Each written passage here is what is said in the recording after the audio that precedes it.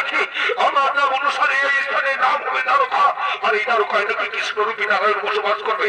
তাই বাবু বাবু একবার তার ওই দর্শন করে যেতে চাই, আমি দর্শন করে বসতে চাই।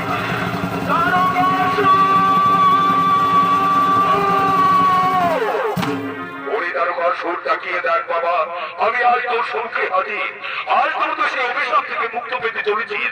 তাই তোর এই মৃত্যুকালে আমি তোরে দিলাম দর্শন, তাই তো তোর মরণের পর তোর সুর নাম মুছে যাবে, আর তোর ওই দ্বারকা নাম অনুসারে এই স্থানের নাম হবে দ্বারকা, এই স্থান হবে অন্য তীর্থস্থান, আর আমি যুগে যুগে এখানে অবতার হয়ে থাকবো। এই স্থানের নাম থাকবে প্রত্যেক মানুষের মনে, প্রত্যেক মানুষের প্রাণে, আর তোর নাম থাকবে চির অক্ষয়, চির অমর হয়ে, চির অক্ষয়,